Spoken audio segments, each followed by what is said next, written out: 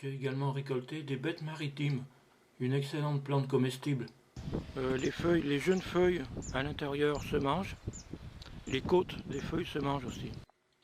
Les bêtes ou blettes ou poirées, c'est probablement l'ancêtre des blettes et des betteraves actuelles. La plante est comestible, même ses racines, paraît-il. Elle a des vertus émollientes, rafraîchissantes et laxatives qui sont utiles contre la constipation et l'inflammation des voies urinaires. Elle est riche en calcium, fer, magnésium, sodium et potassium, et c'est une bonne source de vitamines A, B1, B2, C et PP. Elle contient de l'iode, et qui est utile pour le bon fonctionnement de la thyroïde. Ses feuilles en cataplasme calment les irritations de la peau, et enfin, elle contient des oxalates, et sa consommation quotidienne peut provoquer des calculs urinaires.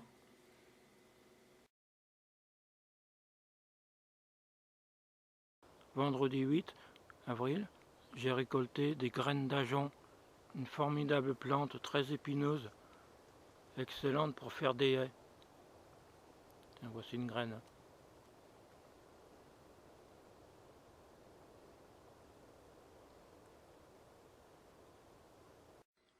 L'ajonc est une plante mellifère et de croissance rapide. C'est aussi un excellent abri pour les oiseaux et les petits mammifères.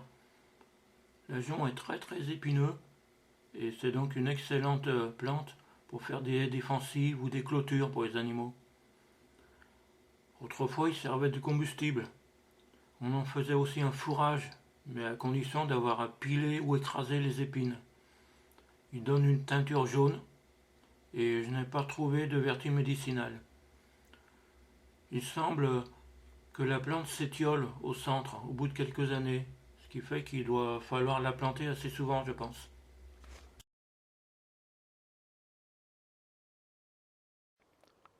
J'ai aussi récolté du pollen de pin maritime.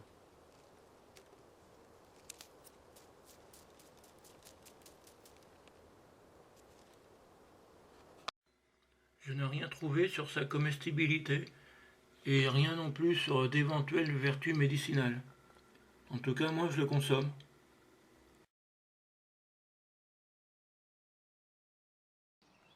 Le dimanche 10, j'ai récupéré ces espèces de grosses grappes de fleurs rouges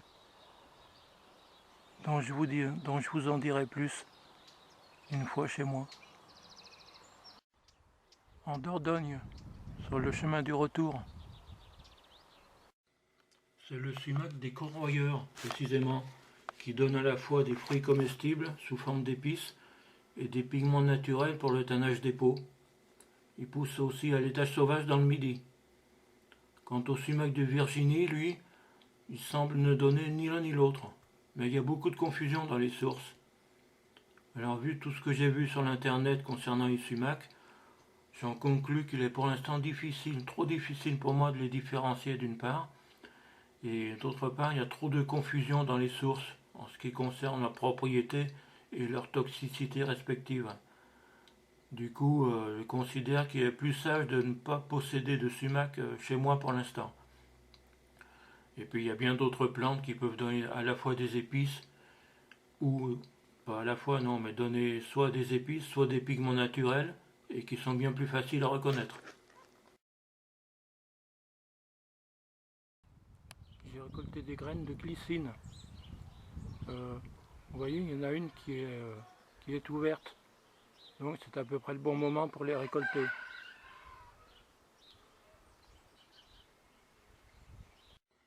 Un semis de graines mettra au moins 10 ans avant de fleurir, et il vaut donc mieux faire des boutures ou des marcottages.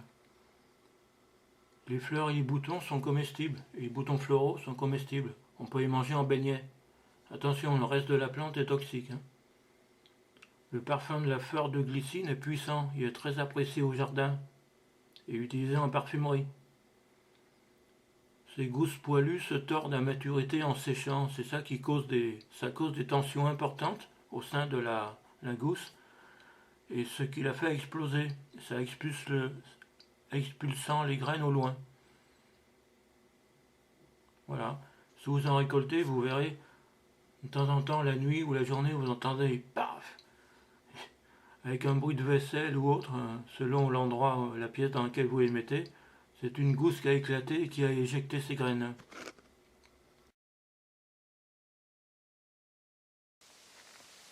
J'ai aussi récupéré du bambou.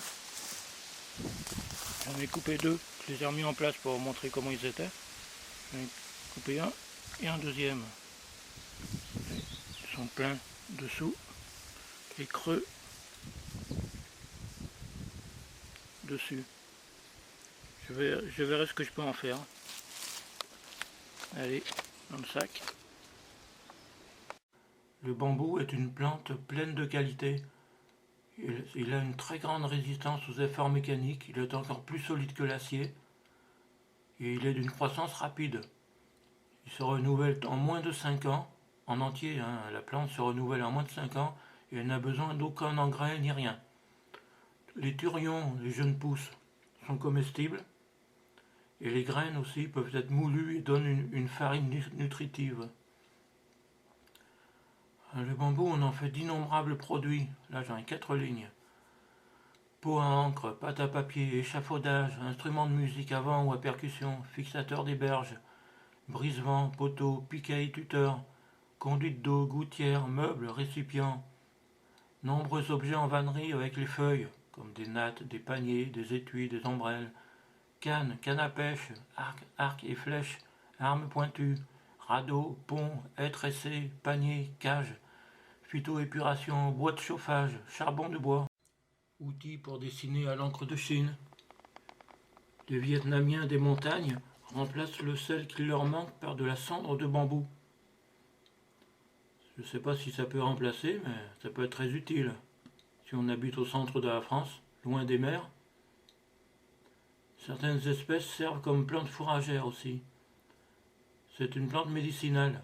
Elle a une forte teneur en silice qui a des propriétés antipoison et reminéralisantes. Enfin bref, c'est une plante à avoir en grande quantité dans le jardin.